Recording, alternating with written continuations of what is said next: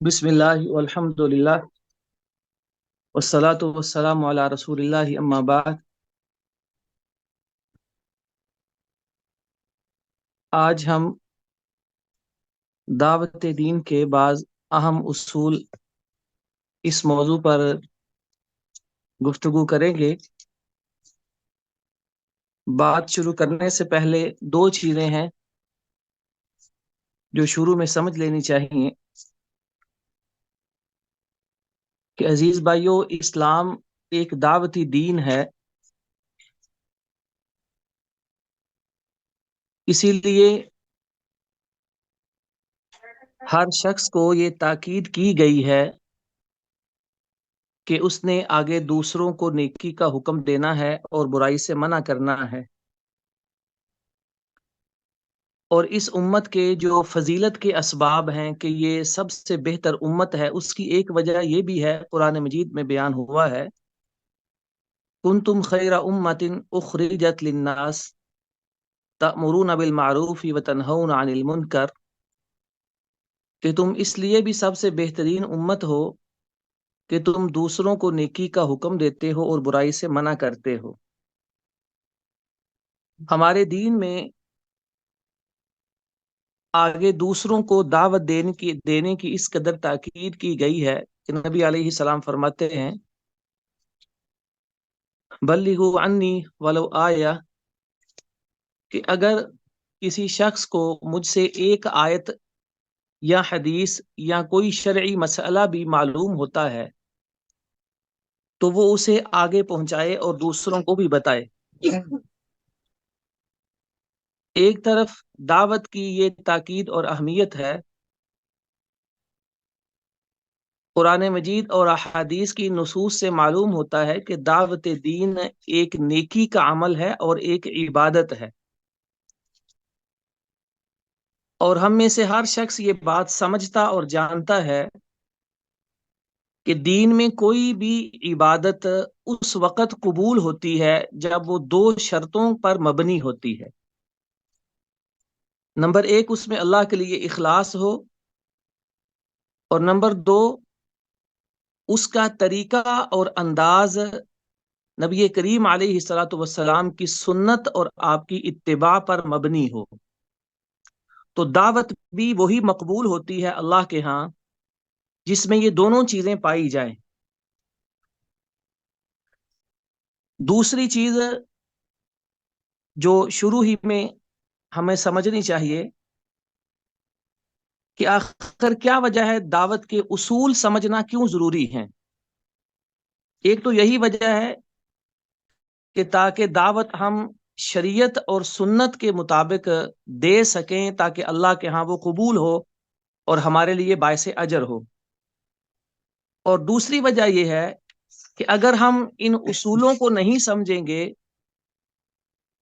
तो हम सही दावत और गलत दावत के दरमियान फर्क नहीं कर पाएंगे।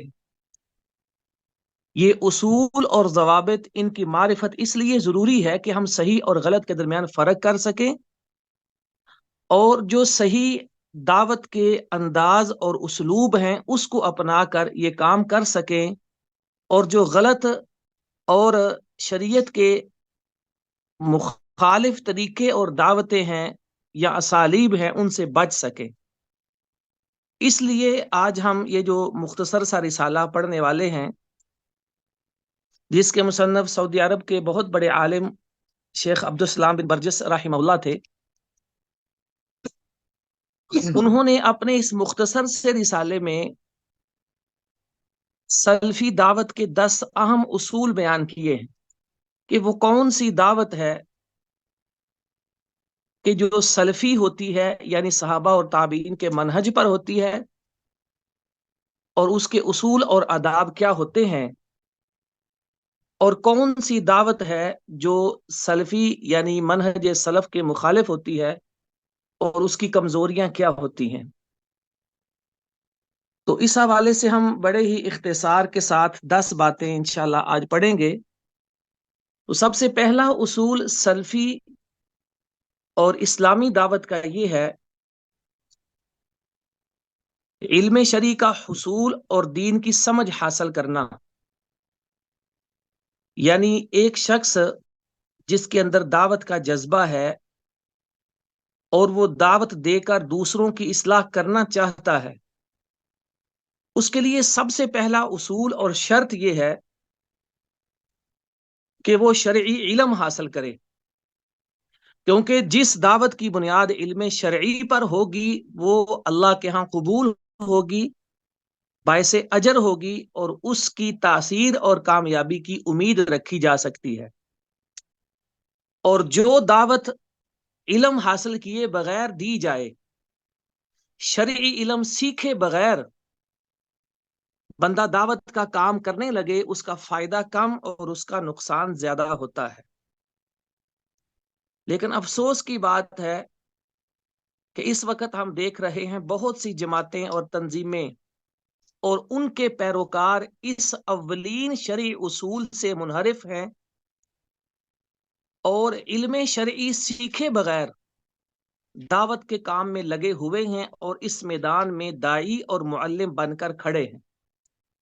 حالانکہ قرآن مجید کے اندر اللہ رب العالمین نے نبی علیہ الصلوۃ والسلام کو حکم دیا، قل هذه سبیلی ادعو الی اللہ علی بصیرۃ انا ومن اتبعنی، کہ آپ کہہ دیں کہ میرا طریقہ اور راستہ یہ ہے، ادعو الی اللہ، میں اللہ کی طرف دعوت دیتا ہوں، یعنی ہماری دعوت صرف اللہ کی طرف ہے، کسی شخصیت کی طرف نہیں ہے، کسی ذات کی طرف نہیں ہے، کسی اپنے خود ساختہ بنائی ہوئی فکر یا نظام کی طرف نہیں ہے۔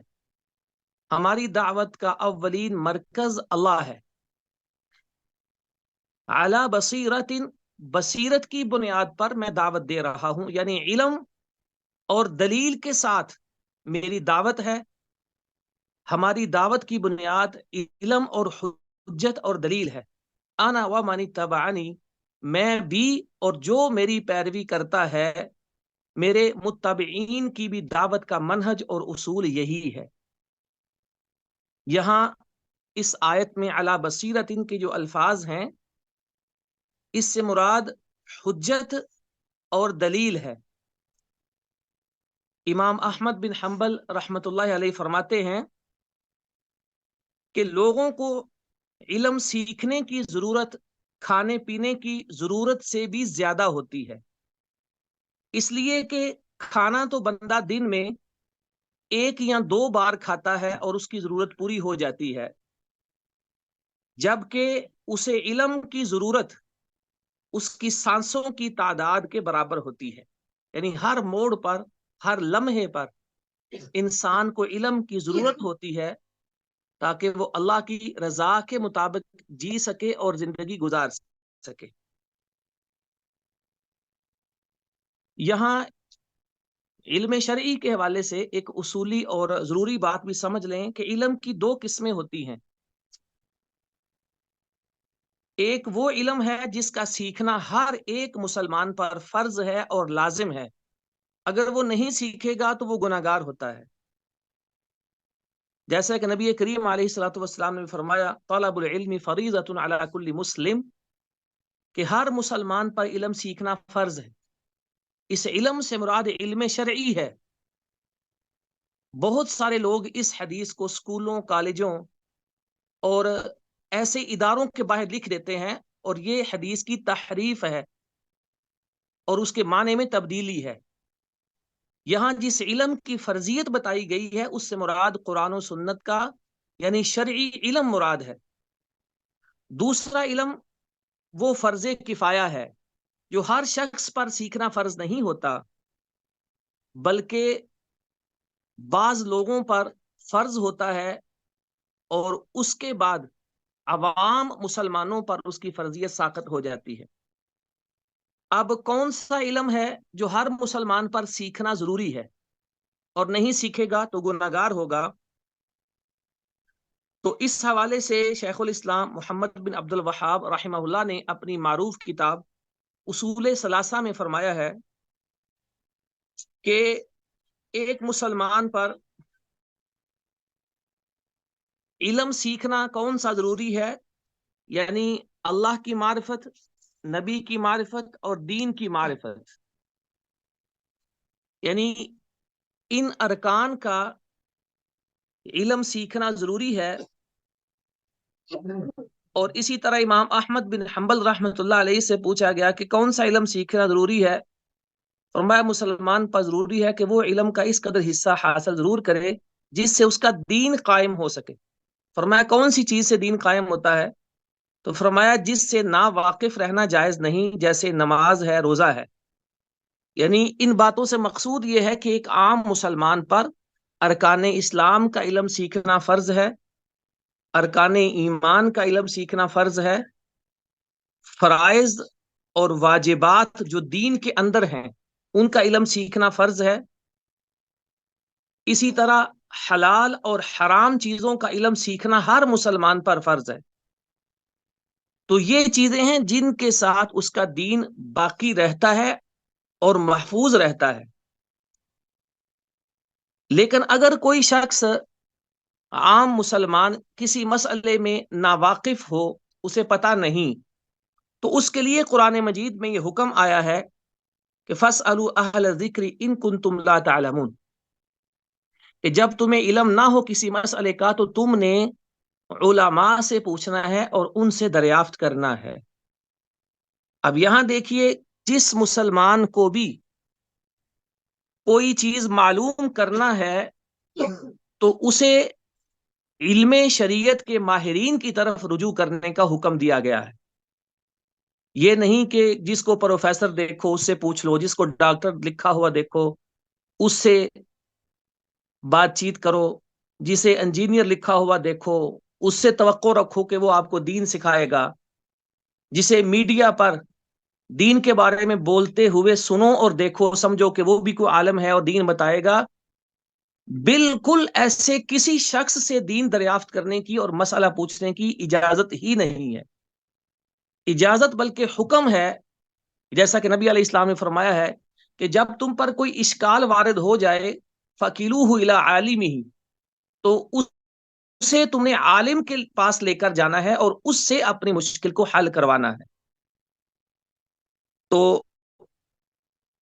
یہ علم تھا جو ہر مسلمان پر سیکھنا لازم ہے۔ اور دوسرا علم کہ جو لازمی نہیں ہے سارے مسلمانوں پر بلکہ بعض افراد پر، وہ ہے شریعت کا تفصیلی علم، جیسے جس کو علماء پڑھتے ہیں، طلباء علم سیکھتے ہیں۔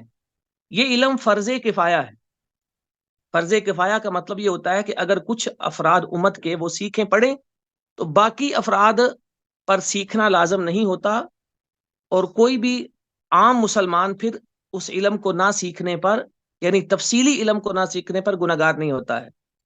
تو یہ جو فرض کفایہ علم ہے، یعنی شرعی علم کو تفصیل کے ساتھ سیکھنا، دلائل کے ساتھ، جزئیات کے ساتھ، سارے مسائل کو پڑھنا اور سیکھنا، یہ علم امام عبداللہ بن مبارک رحمت اللہ علیہ فرمایا کرتے تھے کہ نبوت کے بعد علم سے افضل کوئی عمل میرے علم میں نہیں ہے۔ علم کو سیکھنا اور علم کی اشاعت کرنا، یہ نبوت کے بعد انسان کے لیے سب سے افضل علم ہے۔ امام احمد سے منقول ہے کہ علم سیکھنا اور سکھانا یہ جہاد اور دوسری تمام نفلی عبادتوں سے بہتر ہوتا ہے۔ اب اس نقطے کے آخر میں یہ دیکھیے کہ جس علم کی اہمیت اور ضرورت ہم بیان کر رہے ہیں، اس کو سیکھنے کا طریقہ کیا ہے؟ ایک تو وہی بات ہے کہ ایک عام مسلمان علماء کی طرف رجوع کرے گا اور ان سے مسائل دریافت کرے گا، لیکن ایک طالب علم جو علم شرعی کو تفصیل سے پڑھنا چاہتا ہے، سیکھنا چاہتا ہے، وہ کیا کرے؟ سب سے پہلی بات یہ ہے کہ جب وہ علم سیکھنے کا ارادہ کرے تو ایسے اساتذہ اور علماء کی طرف رجوع کرے جن کا عقیدہ صحیح ہے اور ان کا تعلق اہل سنت کے ساتھ ہے۔ کسی بدعتی سے شرعی علم سیکھنا جائز نہیں ہے۔ اہل سنت علماء کی طرف جایا جائے، ان سے قرآن کی تفسیر پڑھیں، حدیث اور اصول حدیث پڑھیں، عقیدہ پڑھیں، تو یہ شرعی علوم صرف اہل سنت علماء سے سیکھے جاتے ہیں۔ اور دوسری بات یہ ہے کہ علم شرعی سیکھنے کا مسنون اور حقیقی طریقہ یہ ہے کہ وہ علماء ہی سے سیکھا جاتا ہے، خالی کتابیں پڑھ کر کوئی عالم نہیں بنتا ہے، اور نہ کتابیں پڑھ کر علم سیکھنے کا مسنون طریقہ یا صحیح حق ادا ہوتا ہے۔ ائمہ سلف کے یہاں جو شخص علماء سے علم نہیں سیکھتا تھا اس کو عالم نہیں سمجھا جاتا تھا، اور جو کتابوں سے پڑھ کر معلومات لے کر علم سیکھتا تھا اس کو کوئی بھی عالم شمار نہیں کرتا تھا۔ لیکن افسوس کی بات یہ ہے کہ آج دیکھیے بہت سارے لوگ ہیں جنہوں نے علماء سے نہیں پڑھا۔ علماء سے پڑھنے سے کیا مراد ہوتا ہے کہ علماء سے تفسیر، حدیث، عقیدہ، فقہ، اصول فقہ، عربی گرامر، عربی زبان، یہ چیزیں چند سال پڑھی جائیں باقاعدگی کے ساتھ۔ یہ شرط نہیں ہے کسی مدرسے میں پڑھیں اور ڈگری لیں، علماء سے پڑھیں چاہے جیسے مرضی پڑھیں۔ اور یہ کوئی 2-4 ماہ کے، سال 1.5 سال کے شارٹ کورسز سے علم شرعی نہیں آتا جس کے بعد بندہ داعی بن کر کھڑا ہوتا ہے۔ ائمہ سلف کے یہاں یہ رواج تھا، جیسا کہ امام ابو خازم الضریر فرماتے ہیں کہ میں نے 20 سال امام شعبہ سے علم سیکھا اور ان کے پاس رہا۔ اور امام مالک اور دوسرے ائمہ دین فرماتے ہیں کہ 20 سال سے زیادہ، حتیٰ کہ بسا اوقات ان سے مروی ہے کہ 30 سال ایک شاگرد اپنے استاد سے علم سیکھا کرتا تھا۔ مقصد یہ نہیں ہے کہ اب بھی آپ اتنے سال لازمی سیکھیں پھر دعوت دیں، لیکن آپ اس کی اہمیت سمجھیں کہ علم کو وقت دینا کتنا ہے۔ ائمہ سلف کا اس میں طریقہ کیا تھا؟ اگر ہم اس طریقے پر چل کر علم سیکھیں گے، علماء سے سیکھیں اور 8-10 سال شرعی علوم سیکھیں، تب جا کر ہمیں علم شرعی میں مہارت اور قابلیت پیدا ہو سکتی ہے، اور تب جا کر ہم اللہ کے دین کی دعوت کا حق ادا کر سکتے ہیں۔ دعوت سیکھنے کا طریقہ یہ نہیں ہوتا ہے کہ ایک علم کے اندر ایک کتاب پڑھ لو تو بس آپ نے وہ علم پڑھ لیا۔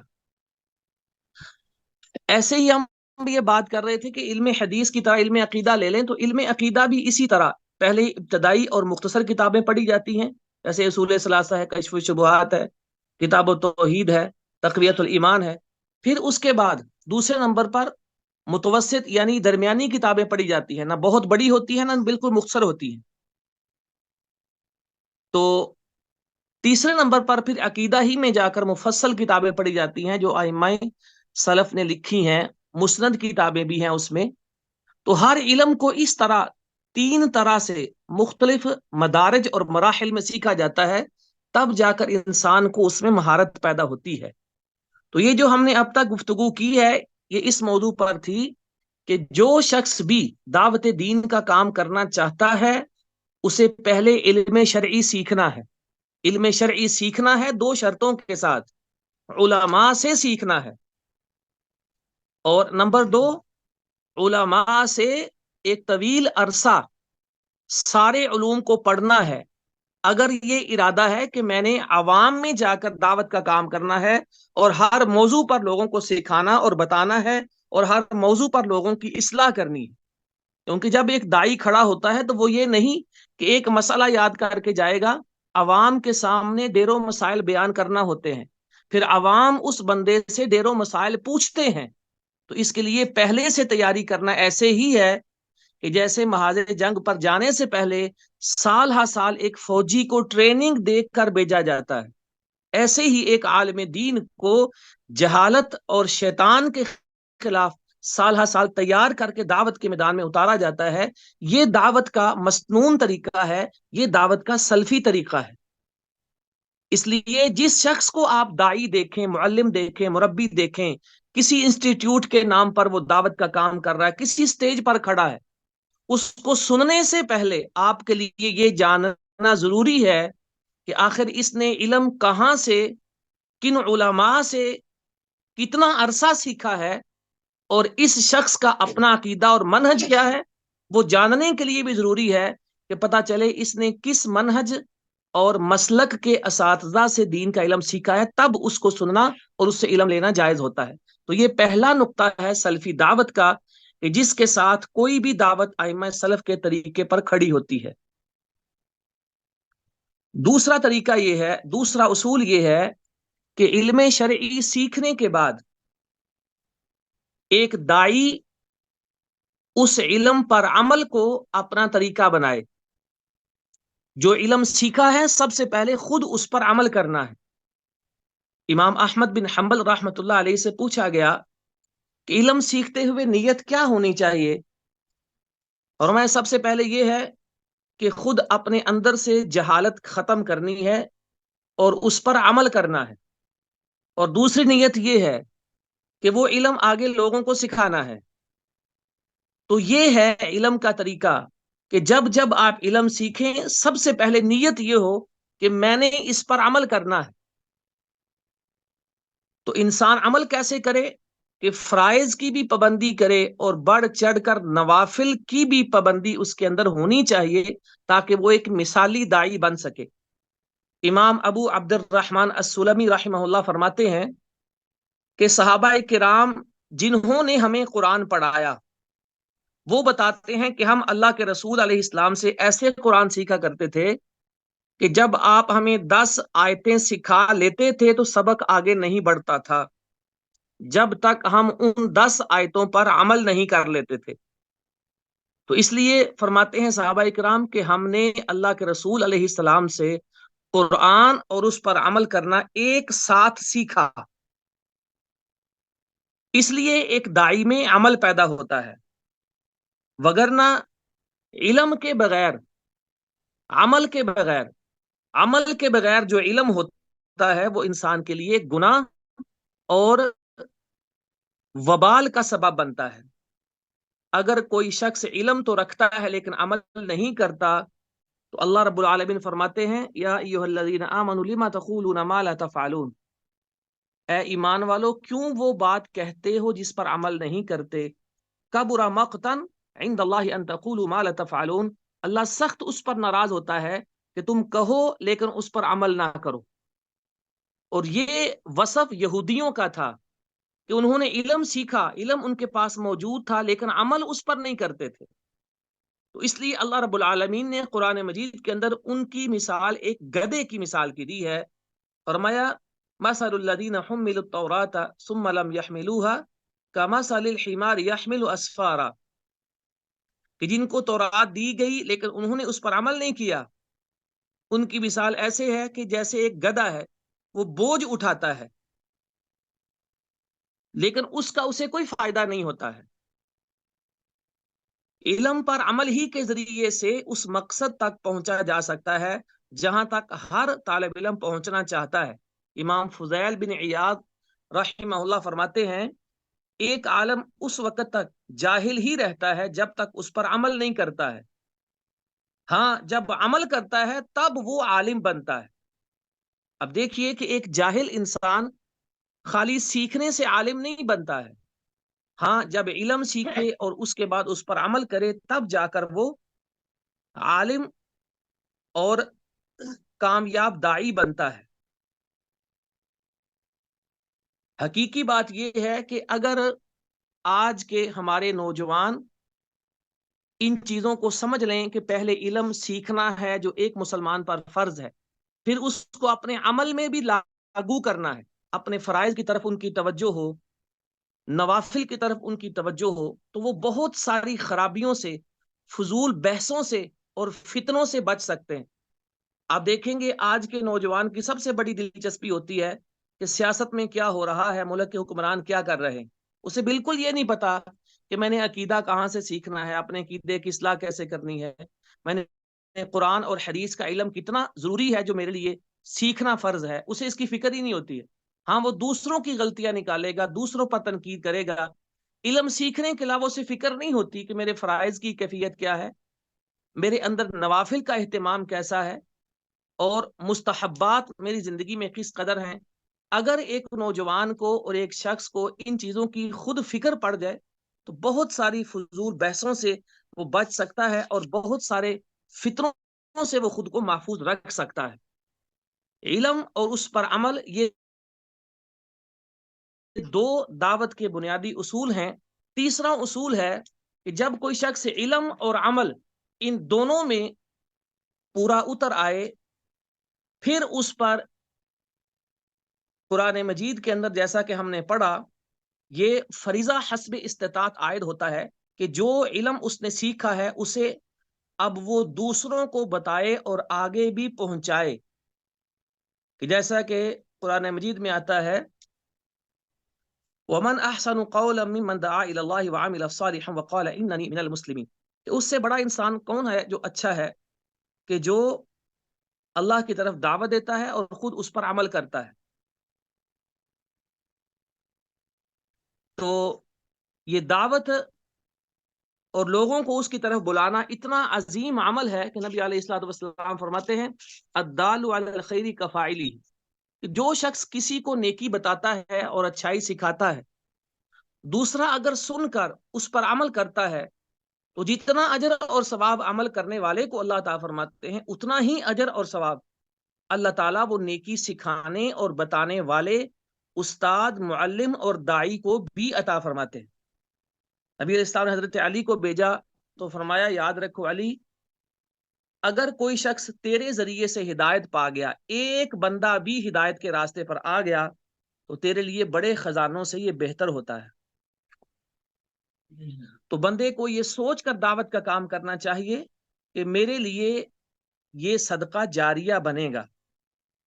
یہاں ایک مسئلہ اور سمجھ لیں کہ جب ہم دعوت دیتے ہیں تو ضروری نہیں ہے کہ ہر شخص کو سارے مسائل اور شریعت کا علم ہو تو تب ہی دعوت دینی ہے. ہاں، جس مسئلے کی دعوت دینی ہے یا دوسرے کو بتانا ہے اس مسئلے کا مکمل علم ہونا ضروری ہے.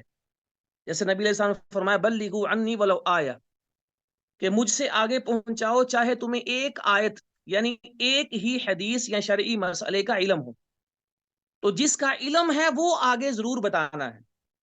اس سے دو باتیں معلوم ہوتی ہیں کہ ہر شخص مکلف ہے کہ اپنی طاقت کے مطابق دعوت کا کام کرے گا اور آگے پہنچائے گا. اور دوسری بات یہ معلوم ہوتی ہے کہ جس شے کا علم نہیں ہے وہ نہیں بتا سکتا ہے. جیسے یہ اس حدیث سے معلوم ہوتا ہے نا کہ آگے بتانا ہے، پہنچانا ہے، تو اسی حدیث سے یہ بھی معلوم ہوتا ہے کہ جس کا علم اس تک ابھی نہیں آیا اس مسئلے میں یہ بول نہیں سکتا ہے، اس مسئلے میں گفتگو نہیں کر سکتا ہے. تو بہت سارے لوگ اس حدیث سے یہ استدلال کرتے ہیں دیکھو جی ہر ایک کو دعوت کا حکم ہے. بالکل ہر ایک کو دعوت کا حکم ہے، لیکن اسی شے کی دعوت کا جس کو علم ہے. فرمایا بلغوا عنی، پہنچاؤ تم آگے مجھ سے.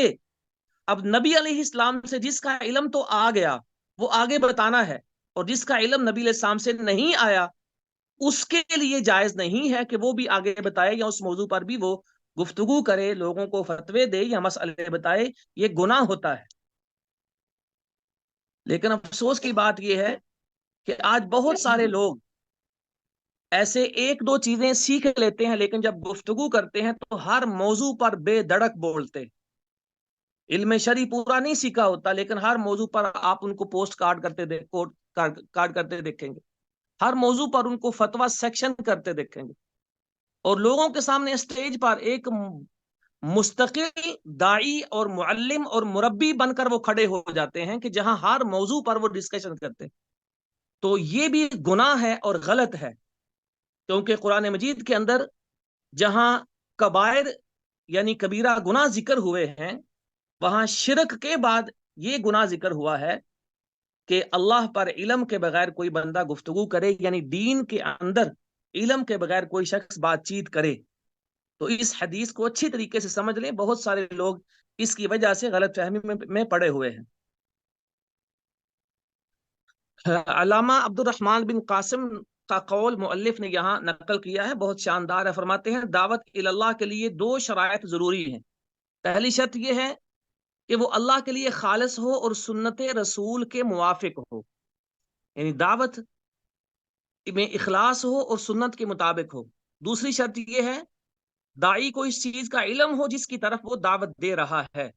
یعنی جس کی دعوت دینی ہے اس کے پاس علم ہونا چاہیے. جس موضوع پر بولنا ہے اس پر اس نے علم شرعی صحیح طریقے سے علماء سے سیکھا ہو. یہ شرط ہے. آگے دیکھیے کتنا پیارا جملہ لکھتے ہیں علامہ ابن قاسم. کہتے ہیں اگر پہلی شرط میں کمی کرے گا یعنی اخلاص اور اتباع سنت دعوت میں نہیں ہوگا تو وہ مشرک ہو جائے گا.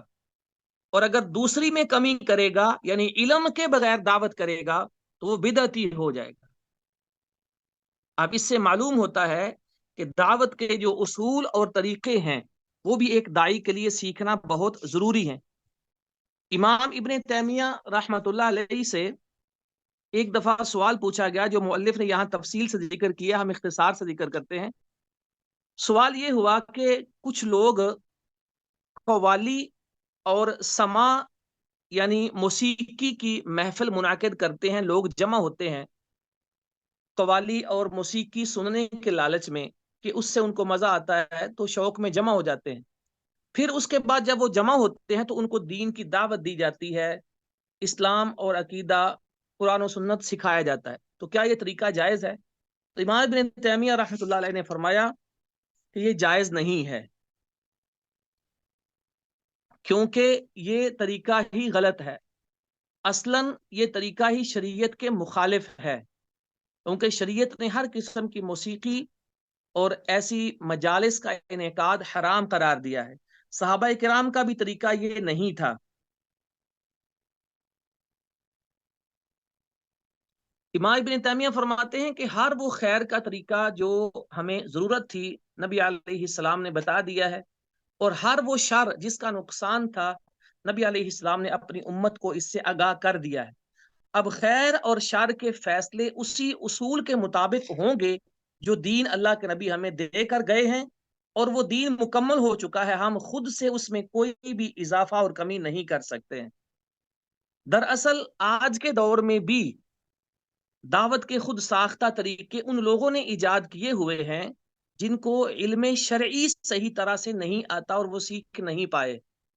اس لیے آپ دیکھیں گے ان کو کبھی وہ ڈرامے بنا کر دعوت دیتے ہیں, کبھی فلمیں بنا کر دعوت دیتے ہیں, کبھی کسی اور طریقے سے دعوت دیتے ہیں. کیوں؟ وہ اس علم شرعی سے محروم ہیں جس کی بنیاد پر انبیاء اور ان کے پیروکاروں نے دعوت دی ہے اور لوگوں کو دین کی طرف بلایا ہے.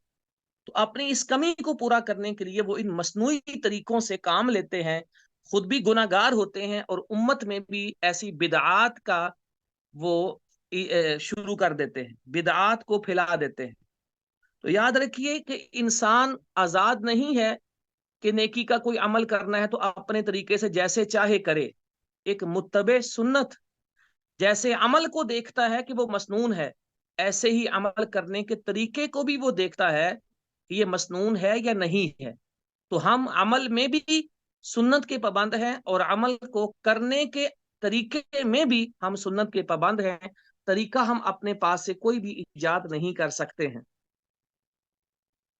امام ابو سلیمان دارانی رحمت اللہ علیہ فرماتے ہیں کہ میرے دل میں جب بھی کوئی بڑا اہم خیال آتا ہے نیکی والا, اچھائی والا, تو میں صرف اس وقت اس کو قبول کرتا ہوں جب وہ قرآن اور سنت کے مطابق ہوتا ہے, وگرنہ میں اس کو اپنے دل سے نکال دیتا ہوں. علم, عمل اور دعوت کے بعد چوتھا اصول یہ ہے کہ ہماری دعوت میں سب سے زیادہ ترجیح عقیدہ سلف کو ہونی چاہیے.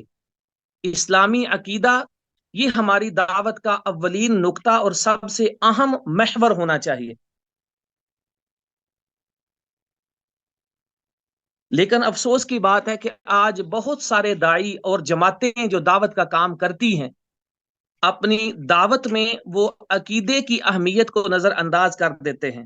ان کے یہاں توحید اور شرک ان موضوعات کو ثانوی حیثیت دی جاتی ہے.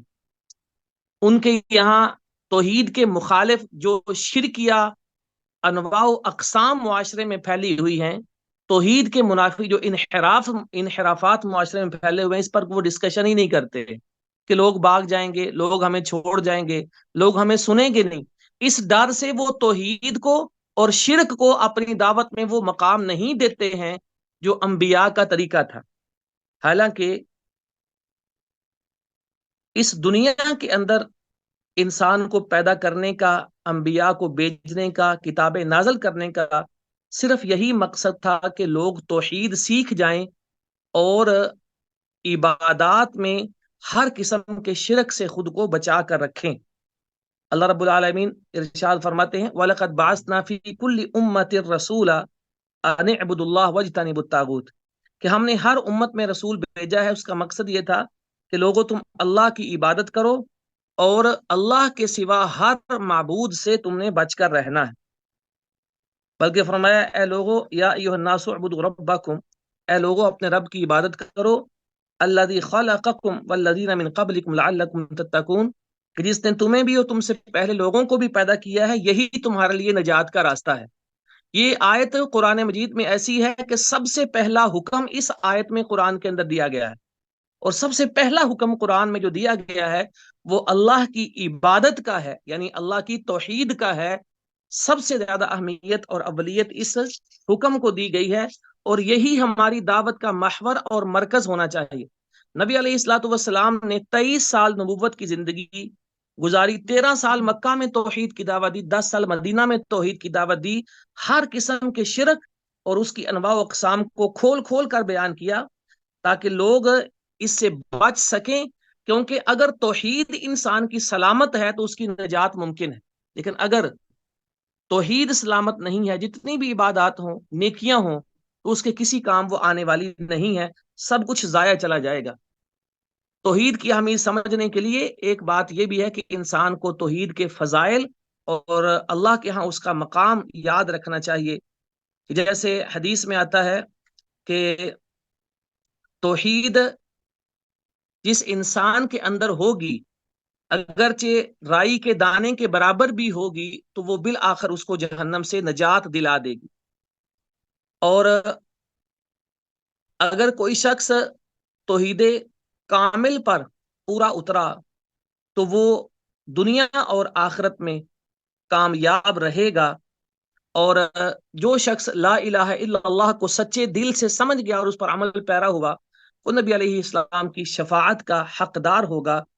ایسے ہی توحید کے حوالے سے بہت سارے فضائل ہیں جو ہمیں سمجھنے چاہیے اور یاد کرنے چاہیے، اور اپنی دعوت کے اندر بھی توحید کو ہمیشہ اولین مقام دینا چاہیے. دیکھیے نبی علیہ الصلوۃ والسلام نے جب حضرت معاذ رضی اللہ عنہ کو یمن بھیجا تو آپ نے ان کو جو آخری نصیحت کی رخصت کرتے وقت وہ یہ تھی کہ اے معاذ انک تاتی قوما اہل کتاب، تم غیر مسلموں کے پاس جا رہے ہو تو سب سے پہلے فلتکن اول ما تدعوہم الیہ الی ان یوحدوا اللہ، کہ تیری دعوت کا سب سے پہلا نقطہ یہ ہونا چاہیے کہ وہ توحید سیکھ لیں.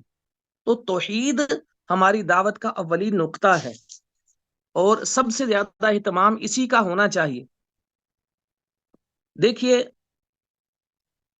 حضرت ابو سعید خدری رضی اللہ عنہ سے ایک حدیث مروی ہے کہ حضرت موسیٰ علیہ السلام نے اللہ تعالیٰ سے سوال کیا کہ اے اللہ مجھے کوئی ایسی چیز سکھا جس کے ساتھ میں تیرا ذکر کروں اور تجھے پکارا کروں.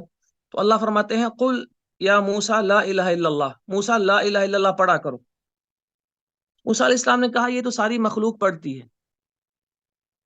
تو اللہ رب العالمین نے فرمایا کہ اگر یہ لا الہ الا اللہ ترازو کے ایک پلڑے میں رکھا جائے اور آسمان و زمین دوسرے پلڑے میں رکھے جائیں تو یہ لا الہ الا اللہ آسمانوں اور زمینوں سے بھی بھاری ثابت ہوگا. یہ حدیث ذکر کرنے کے بعد امام محمد بن عبد الوہاب نے کتاب التوحید میں لکھا ہے کہ اس حدیث سے پتہ چلتا ہے کہ انبیاء بھی لا الہ الا اللہ کی فضیلت پر تنبیہ کے محتاج ہوتے ہیں. یعنی اس کلمے کی اہمیت اتنی ہے کہ انبیاء کو بھی اس کی تلقین اور اس پر تنبیہ کی جاتی ہے، تو ہمارا کیا حال ہے؟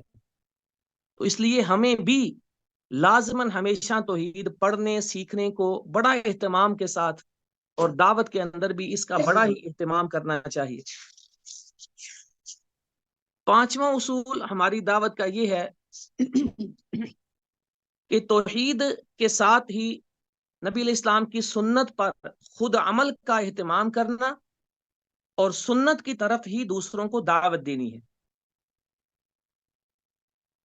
سب سے پہلے خود اپنی زندگی کے تمام اعمال کو سنت کے مطابق بنانا ہے، اور اس کے مطابق زندگی کے ہر معاملے میں سنت کی طرف ہی دعوت دینی ہے، کیونکہ یہی انسان کی ہدایت کا راستہ ہے. اللہ تعالیٰ فرماتے ہیں وَإِن تُطِيعُوهُ تَهْتَدُوا وَاتَّبِعُوهُ لَعَلَّكُمْ تَهْتَدُونَ، یعنی اگر تم نبی کی پیروی کرو گے تب ہی تم ہدایت پا سکتے ہو. یعنی سنت کی اتباع ہی ہدایت پانے کا طریقہ ہے.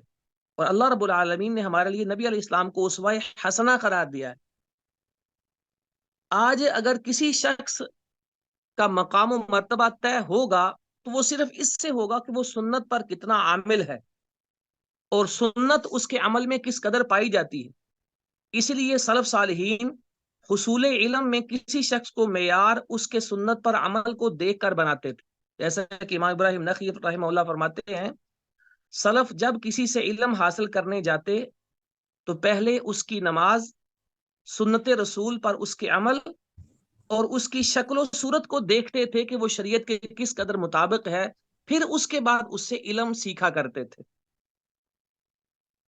تو اللہ رب العالمین نے بھی قرآن مجید میں یہ شرط بیان کی ہے کہ جو شخص اللہ کی محبت کا دعویٰ کرتا ہے وہ یہ جان لے کہ ہماری محبت کا راستہ رسول علیہ السلام کی اتباع اور اطاعت سے ہو کر جاتا ہے. امام حسن بصری رحمہ اللہ فرماتے ہیں کہ اللہ تعالیٰ نے اپنی محبت کی علامت اور پہچان یہ بتائی ہے کہ وہ اس کے رسول کی سنت کی پیروی کا اہتمام کرے. کتاب و سنت کے اندر بھی سنت کی اہمیت اور اس کی اتباع کی ضرورت پر بڑا زور دیا گیا ہے. نبی علیہ السلام نے حضرت ارباز بن ساریہ کی معروف حدیث ہے کہ ایک دن صحابہ کرام کو خطاب کیا، بڑا ہی رو کر اور بڑا ہی تاکید کے ساتھ جو خطاب کیا. تو صحابہ کرام کہنے لگے کہ اللہ کے رسول آپ بتائیے آج ہم سے کیا وعدہ لیتے ہیں؟ تو فرمایا میں تم کو ایسے دین پر چھوڑ کر جا رہا ہوں جس کی رات بھی دن کی طرح روشن ہے. میرے دین کو وہی چھوڑے گا جو گمراہ ہوگا اور ہلاک ہوگا. فرمایا میرے بعد جب تم زندہ رہو تو بڑے اختلافات دیکھو گے، جیسے آج بھی اختلافات بہت زیادہ ہیں، تو تمہارے لیے نجات کا راستہ یہ ہے فعلیکم بسنتی کہ میری سنت کو تم نے لازم پکڑنا ہے اور خلفائے راشدین کی سنت کو تم نے لازم پکڑنا ہے. یعنی سنت نبوی کی اتباع کرنی ہے اور سنت نبوی اور دین سمجھنے کے اس طریق پر تم نے چلنا ہے جس پر صحابہ کرام نے چلے تھے، بالخصوص خلفائے راشدین اس طریقے پر چلے تھے. تو سنت نبوی کی اہمیت کے حوالے ہی سے دیکھیے کہ جو شخص اپنے عمل کے اندر اور اپنی دعوت کے اندر سنت کا اہتمام کرتا ہے اللہ رب العالمین کی تائید اسے کس قدر حاصل ہوتی ہے کہ ایک حدیث قدسی ہے. اللہ رب العالمین فرماتے ہیں وما يزال عبدي يتقرب الي بالنوافل حتى احبه کہ بندہ فرائض کے بعد نوافل بڑی پابندی سے ادا کرتا رہتا ہے حتیٰ کہ ایک وقت آتا ہے وہ بندہ میرا محبوب بن جاتا ہے.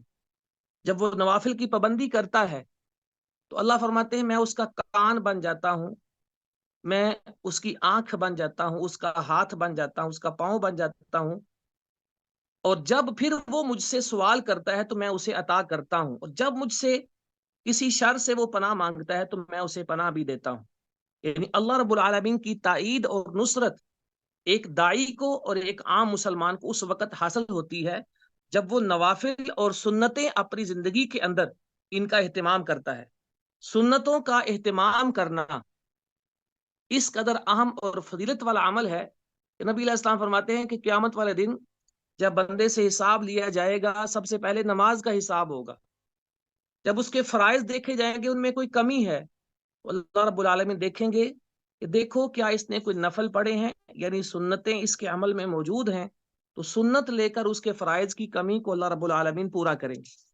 اور اگر کوئی فتنوں کے زمانے میں جیسے آج کا دور ہے یا آنے والے حالات ہیں اس زمانے میں سنت کی پابندی کرتا ہے تو دیکھیے نبی علیہ السلام نے اس کے لیے اتنا بڑا اجر اور فضیلت بیان کی ہے ایک مرتبہ نبی علیہ السلام نے صحابہ کرام کو مخاطب کیا اور فرمایا تمہارے پیچھے ایسے دن آنے والے ہیں کہ جن میں صبر کرنا ایسا مشکل کام ہوگا جیسے انگارے کو ہاتھ میں پکڑنا ہوتا ہے.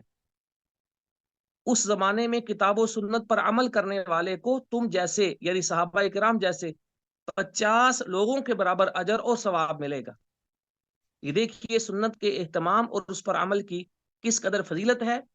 جبکہ اگر کوئی شخص سنت سے منہ موڑتا ہے اپنے عمل میں اپنی دعوت میں تو نبی علیہ السلام فرماتے ہیں من راغب عن سنتی فلیس منی کہ جو میری سنت سے منہ موڑتا ہے وہ مجھ سے نہیں ہے. تو توحید کے بعد ایک داعی کو اپنی دعوت میں سنت کا شدید اہتمام کرنا چاہیے. یہی ایک دعوت کی قبولیت اور کامیابی کی بنیاد ہوتی ہے. چھٹے نمبر پر ایک داعی کو یہ چاہیے کہ علماء سنت کے ساتھ مضبوطی سے جڑ کر رہے، یعنی اس کا تعلق، اس کا اٹھنا بیٹھنا، اس کا استفادہ کرنا اور اس کا علم یا سوال کرنا جب اسے ضرورت پڑے تو وہ علماء سنت کے ساتھ ہونا چاہیے. یعنی علماء سنت سے جڑ کر رہنے کا مطلب کیا ہے کہ ان سے علم حاصل کرے، ان سے رہنمائی اور تربیت حاصل کرے. یہاں مؤلف نے شیخ عبد الرحمن سعدی کا ایک بڑا تفصیلی واقعہ اقتباس دیا ہے. اس میں انہوں نے یہ کہا ہے کہ دیکھیے ہمارے یہاں سعودی عرب میں لوگوں نے پہلے امام اہل سنت احمد بن حنبل رحمہ اللہ سے ان کے علوم و معارف کو سیکھا، پھر شیخ ابن تیمیہ رحمہ اللہ کے علوم و معارف کو سیکھا، پھر شیخ محمد بن عبد الوہاب کے علوم و معارف کو سیکھا. تو ان علماء سنت سے جڑنے کا نتیجہ کیا ہوا کہ سعودی عرب میں آپ کو شرک اور بدعت کہیں نظر نہیں آتے. تو واقعتاً آج کے دور میں بھی چاہے وہ داعی ہوں چاہے عوام ہو، ان کے لیے نجات اور سلامتی کا راستہ یہی ہے کہ جب بھی کوئی فتنہ ہو، کوئی حادثہ ہو، معاشرے میں کوئی بڑا مسئلہ پیدا ہو جائے تو وہ ہمیشہ علماء سنت کی طرف دیکھا کریں. پاکستان میں جو علماء سنت اور اکابر ہیں، مولانا ارشاد اللہ عصری صاحب ہیں، حافظ شریف صاحب ہیں فیصل آباد میں، شیخ عبدالستار حماد صاحب ہیں، اور اسی طرح دیگر علاقوں میں مختلف علماء ہیں. ہمیشہ دیکھا کریں کسی حادثے میں ان کا موقف کیا ہے. خود سے کچھ کہنے کے بجائے، خود سے فوراً بولنے کے بجائے دیکھا کریں کہ وہ اس کے بارے میں کیا کہتے ہیں. تو ان کے ساتھ کھڑے رہیں، نہ کسی انجینئر کی سنیں، نہ کسی پروفیسر کی، نہ کسی ڈاکٹر کی، نہ کسی کمانڈر کی، نہ کسی امیر کی. ان لوگوں کو مت دیکھا کریں کہ کسی حادثے کے وقت انہوں نے کیا موقف دیا، بلکہ علماء سنت میں سے بھی جو اکابر ہیں ان کو دیکھا کریں کہ وہ کسی حادثے میں کیا کہتے ہیں، ہم نے ان کے ساتھ کھڑا ہونا ہے. میں آپ کو ایک مثال دیتا ہوں کہ ہم نے سنا ہوگا سب نے، جب پہلے ہم آج سے 20 سال پہلے کہ اسامہ بن لادن بہت بڑا مجاہد ہے، مجاہد اعظم ہے، ہم سب یہی کہتے تھے، یہی بتاتے تھے، دوسروں کو بھی یہی بولا کرتے تھے. اس وقت ہم نے سنا کہ شیخ ابن باز نے اور دوسرے اکابر علماء نے کہا ہے کہ اسامہ بن لادن ایک خارجی آدمی ہے اور یہ گمراہ شخص ہے. اس وقت ہمیں یہ بہت بری بات لگتی تھی کہ کیوں ایسے علماء ایک مجاہد کو برا کہتے. لیکن آج دیکھیے وقت نے کیا ثابت کیا ہے کہ واقعتاً اسامہ بن لادن خارجی فکر کا شخص تھا اور واقعتاً اس کا منہج گمراہی پر مبنی تھا. آج اس بات کو سب نے جان لیا ہے. یہی بات امام حسن بصری فرمایا کرتے تھے کہ فتنہ جب آتا ہے عالم دین اسے پہچان لیتا ہے، اور جب وہ واقع ہو کر پھیل جاتا ہے تب ہر جاہل اس کو پہچان لیتا ہے. تو اس لیے ہمیں ہر حادثے میں ایسے موقع پر علماء کے ساتھ کھڑے ہونا ہے اور ان سے جڑ کر رہنا ہے. 7واں اصول ہماری دعوت کا یہ ہے کہ یہ مختلف ممالک کے اندر جو سیاسی پارٹیاں، خفیہ گروہ یا جماعتیں ہیں، ان سے ہم نے بچ کر اور دور رہنا ہے. یہ ایسی پارٹیاں ہوتی ہیں کہ جو مسلمانوں کی حکومت کے خلاف نکلتی ہیں یا جو اکابر علماء سنت ہوتے ہیں ان سے ہٹ کر اپنا ہی ایک نظام، اپنی ہی ایک فکر اور اپنا ہی ایک لٹریچر بنا کر دعوت کا کام کرنے لگتے ہیں. کوئی خلافت کے نعرے لگاتا ہے, کوئی جہاد کے نعرے پہ کھڑے ہو جاتا ہے, کوئی کسی اصول کو, ایک چیز کو لے کر دعوت کی بنیاد رکھتا ہے. تو ایسی سب دعوتوں سے ہٹ کر ہم نے علماء سنت کے ساتھ کھڑے رہنا ہے. آج کے دور میں بہت سارے لوگ ہیں کہ جنہوں نے مسنون دعوت سے ہٹ کر ایک پورا ڈھانچہ اپنا بنایا ہوا ہے. اسے اخوان المسلمین ہے عرب ممالک میں, پاکستان میں جماعت اسلامی ہے, ڈاکٹر اسرار احمد کی تنظیم اسلامی ہے, یا مختلف دائی ہیں جو میڈیا اسکالر کے نام پر معاشرے میں معروف ہیں, جاوید احمد غامدی ہے. ایسے بہت سارے لوگ ہیں. ان سارے گروہوں سے اور ایسے داعیوں سے ہم نے بالکل الگ رہنا ہے, کیونکہ یہ لوگ سلفی منہج کے بھی مخالف ہیں اور ان کی دعوت جو ہے وہ ائمہ سلف کے بالکل خلاف ہے. اور ان لوگوں کے پیچھے چلنا, یعنی منہج صحابہ اور تابعین اور مسلک صحابہ کو چھوڑ کر ان لوگوں کے پیچھے چلنا, یہ انحراف ہے. یہ قطعاً بھی سنت اور اتباع سنت کا راستہ نہیں ہے. باقی کئی سارے لوگ اس مسئلے میں پوچھتے ہیں کہ دیکھیں جی, آپ بھی اہل حدیث کہلاتے ہیں, تو آپ بھی تو ایک فرقہ ہیں. تو یاد رکھیے, ناموں سے فرقے نہیں بنتے ہیں, منہج سے پتہ چلتا ہے کون فرقہ ہے اور کون حق سے ہٹ چکا ہے. اگر آپ نے یہ دیکھنا ہو کہ کون حق پر ہے اور کون حق سے ہٹا ہوا ہے, تو دیکھیں کس گروہ کے نظریات اور ان کی دعوت صحابہ کرام کے راستے اور ان کے منہج کے مطابق ہے. جس جماعت کی دعوت صحابہ کرام کے منہج کے مطابق ہوگی وہی اہل سنت ہے, وہی فرقہ ناجیہ ہے اور وہی حق پر قائم ہے. اہل حدیث کیوں کہلایا گیا؟ کہ جب معاشرے میں کبھی رائے اور قیاس کا غلبہ ہوا تو علماء نے کہا کہ ہم حدیث کی اتباع کرتے ہیں, اس لیے ہم اہل حدیث ہیں. جہاں کہیں بدعت کا غلبہ ہوا وہاں علماء نے کہا کہ ہم اہل سنت ہیں, یعنی بدعت کے مقابلے میں ہم سنت پر چلنے والے.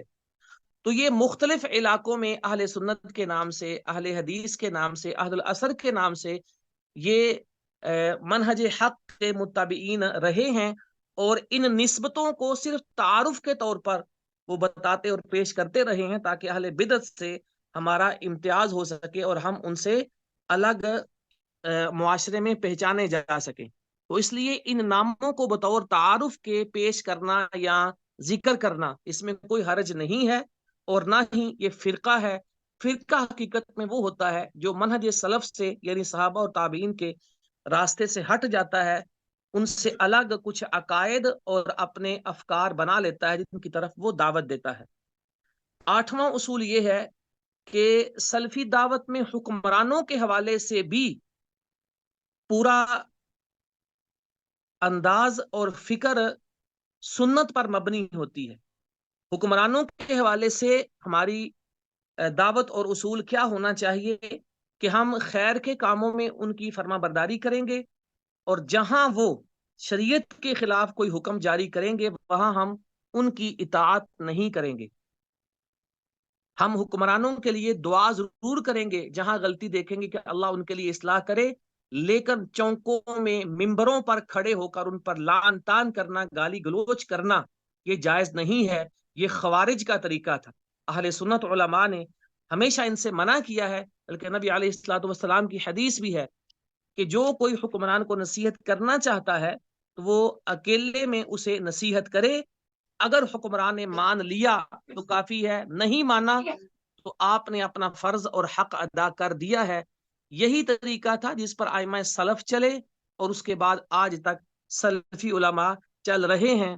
یہاں ایک ہمارے جمہوری ممالک کے حوالے سے ایک استثنائی صورتحال, یعنی الگ نوعیت کا مسئلہ بھی سمجھ لینا چاہیے کہ ہمارے ملک کے اندر چونکہ جمہوریت کا ایک نظام چلتا ہے جس میں عوام کے دباؤ اور عوام کے پریشر کی وجہ سے بہت سارے حکمران اور ان کے جو آگے کرندے ہوتے ہیں وہ اپنے فیصلے واپس لے لیتے ہیں. تو اس لیے ہمارے جیسے ممالک میں علماء نے خود بھی یہ کوششیں کی ہیں اور اس منہج کو درست قرار دیا ہے کہ جب کوئی ایسا فیصلہ آئے جو شریعت کے مخالف ہو, جیسے ٹرانسجینڈر کا فیصلہ پچھلے دنوں کچھ ماہ پہلے آیا، یا ایسے ہی کوئی اسلامی تعلیمات کے منافی کوئی بل پاس ہو، کوئی آرڈیننس آئے، تو اس کے خلاف مل کر عوامی پریشر سے ایسے غلط فیصلے کو واپس کروانا، حکمرانوں پر دباؤ ڈالنا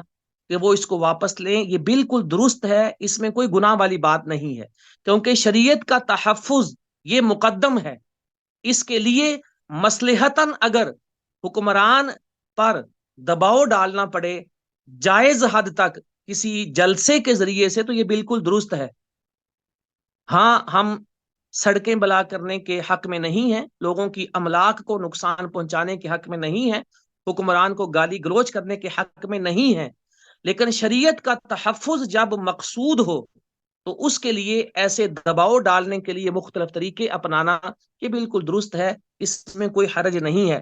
حتیٰ کہ ایک دفعہ سندھ کے اندر ایک جگہ ہے جہاں کچھ گمراہ لوگوں نے خانہ کعبہ بنایا اور وہاں حج کے لیے لوگوں کو دعوت دی، تو شیخ عبداللہ ناصر رحمانی حافظہ اللہ نے اس وقت ایک آڈیو پیغام دیا تھا کہ حکومت کو اس گمراہ طریقے کو اور غلط عمل کو روکنا چاہیے، اگر حکومت نے نہیں روکا تو ہم وہاں جان و مال کی قربانیاں دے کر بھی اس گمراہ اور غلط عمل کو روکیں گے۔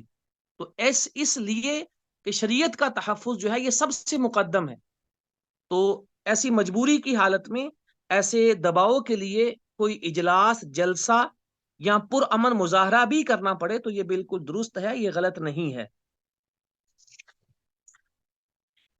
آخر میں صرف 2 باتیں باقی ہیں، وقت ختم ہو چکا ہے۔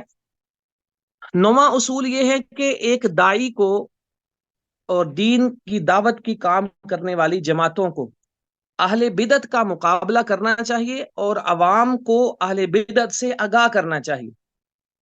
اہل بدعت کے بارے میں ہمارا سب سے پہلا یہ فرض بنتا ہے کہ جو اہل بدعت کے اکابر ہیں، جو بدعتی دائی ہیں، ہم نے دل میں ان سے نفرت کرنی ہے، دل میں ان سے بغض رکھنا ہے، اپنے دل میں قطعاً کسی بدعتی دائی اور سکالر کی محبت پیدا نہیں کر سکتے ہیں۔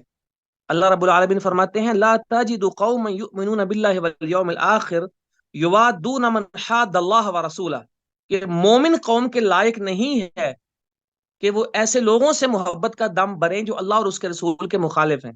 تو بدعتی اللہ اور رسول کے مخالف دعوت دے رہا ہوتا ہے، اور نبی علیہ السلام نے دیگر احادیث میں اور علماء اہل سنت نے یہ اجماع نقل کیا ہے کہ ائمہ سلف کا اجماع ہے کہ اہل بدعت ان سے نفرت کریں گے، ان سے بغض رکھیں گے، ان کی مجالس میں جانا جائز نہیں ہے، ان کا لٹریچر پڑھنا یہ جائز نہیں ہے، اور ان کی باتیں سننا، تقاریر، بیانات سننا یہ بھی جائز نہیں ہے۔ حتیٰ کہ آج بہت سارے بدعتی ایسے ہیں جو سنت کے لبادے میں اپنی بدعتوں کی اشاعت اور ترویج کرتے ہیں۔ اس سلسلے میں امام ابن بطہ نے الابانہ میں ایک واقعہ نقل کیا ہے کہ امام مفضل فرماتے ہیں ایک بدعتی کے پاس اگر آپ بیٹھتے ہیں تو وہ فوراً اگر اپنی بدعت بیان کرنا شروع کر دے تو آپ پہچان جاتے ہیں اور اٹھ کر چلے جاتے ہیں، لیکن ہوتا کیا ہے کئی دفعہ بدعتی کو جب آپ ملتے ہیں تو آپ کے سامنے پہلے وہ حدیث بیان کرتا ہے، سنت کا واز کرتا ہے، پھر اس کے اندر وہ اپنی بدعت کو بھی ڈال دیتا ہے اور بدعت بھی بیان کرنے لگتا ہے، تو اس طریقے سے بدعت پھر سننے والے کے دل میں بیٹھ جاتی ہے۔ تو اس لیے کسی بدعتی کے بارے میں جس کے بارے میں علماء بتائیں یہ شخص بدعتی ہے، اس کا منہج بھی غلط ہے، اس کے پاس بیٹھنا تک بھی جائز نہیں ہے۔ یہی سلف کا طریقہ تھا۔ جیسا کہ امام ایوب السختیانی ایک بہت بہت بڑے محدث اور امام تھے، ان کے پاس ایک شخص آیا بدعتی تھا، کہنے لگا میں آپ سے ایک بات کرنا چاہتا ہوں، تو امام ایوب نے اپنی انگلیاں اپنے کانوں میں ڈال لی، فرمایا تم ایک بات کہتے ہو، میں نے تمہاری آدھی بات بھی نہیں سننی ہے۔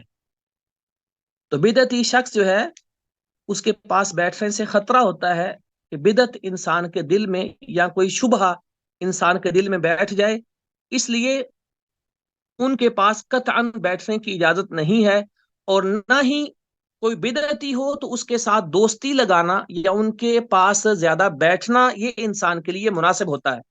ائمہ سلف کا یہ طریقہ تھا کہ جو شخص بدعتی لوگوں کی مجالس میں جاتا تھا یا اہل بدعت کو اپنا دوست بناتا اور ان کے ساتھ اٹھتا بیٹھتا تھا، وہ بھی اسے اہل بدعت ہی میں شمار کرنے لگتے تھے۔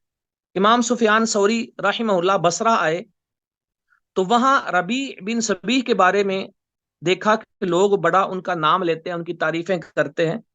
تو آپ نے پوچھا کہ یہ ربیع کا مسلک اور منہج کیا ہے؟ لوگوں نے کہا جی اہل سنت میں سے ہیں۔ امام سفیان ثوری نے پوچھا یہ بتاؤ کہ یہ کن کے پاس بیٹھتا ہے اور اس کے دوست کون ہیں؟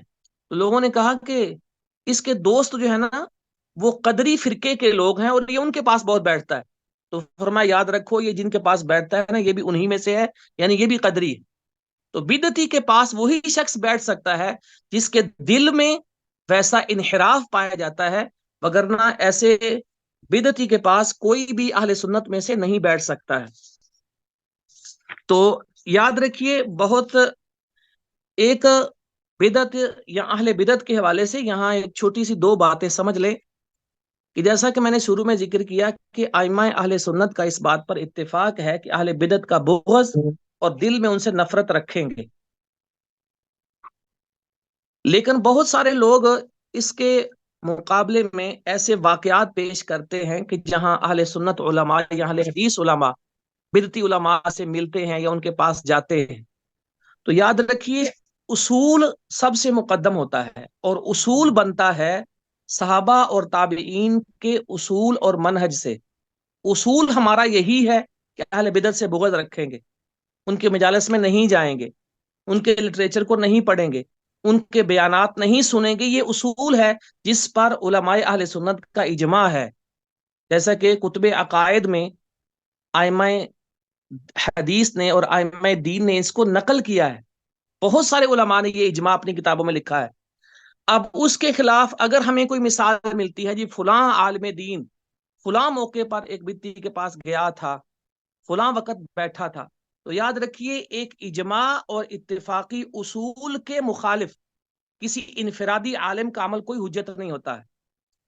دوسری بات یہ ہے کہ اگر کوئی عالم کسی کے پاس گیا ہے تو اللہ بہتر جانتا ہے اس میں کیا مصلحت تھی، کیا وجہ تھی۔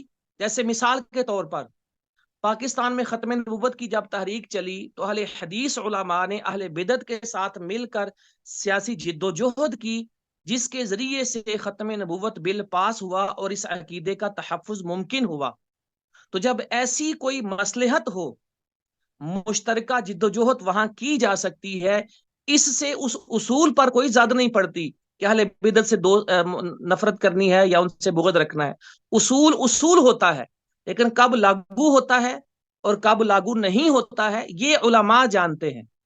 تو واقعات سے یا انفرادی چیزوں سے کسی اصول کو ختم نہیں کرنا چاہیے، کیونکہ اصول سب سے مقدم ہوتا ہے اور باقی سارے واقعات یا انفرادی چیزوں کی تعویل ہوتی ہے یا حالات کے مطابق وہ کسی مصلحت پر مبنی ہوتے ہیں۔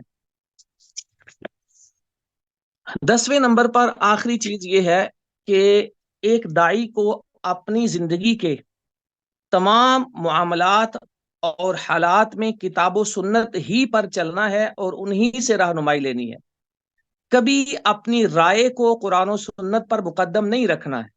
مثلا ایک شخص سوچتا ہے میرے خیال میں یہ چیز ٹھیک ہے، تو وہ یہ دیکھے کہ اس حوالے سے کتاب و سنت کیا کہتے ہیں، کیونکہ نبی علیہ الصلوۃ والسلام نے فرمایا تھا ترکت فیکم شیئین لن تضلوا اذا تمسکتم بہما، کہ میں تم کو دو چیزیں دے کر جا رہا ہوں، جب تک ان کے ساتھ کھڑے رہو گے کبھی گمراہ نہیں ہو سکتے۔ ایک اللہ کی کتاب ہے اور دوسری میری سنت ہے۔ یہ دو چیزیں ہیں جن کے ساتھ انسان کو ہدایت ملتی ہے۔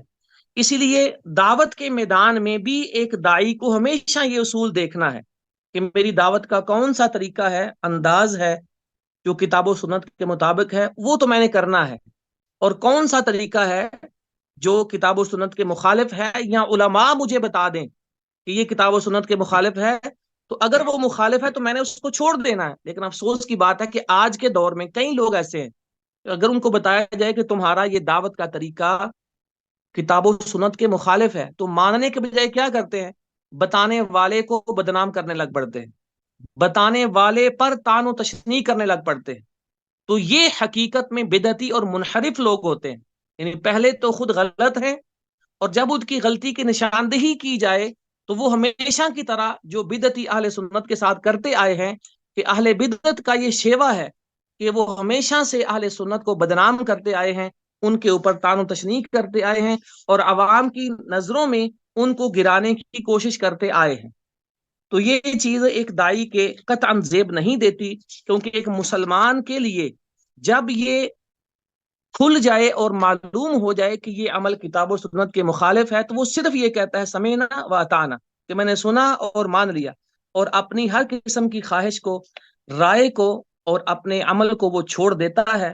اللہ رب العالمین سے دعا ہے کہ جو ہم نے سنا، بیان ہوا، یہ ساری چیزیں ہمیں سمجھنے کی توفیق عطا فرمائے، اور اس پر عمل کرنے کی توفیق سے بھی نوازے۔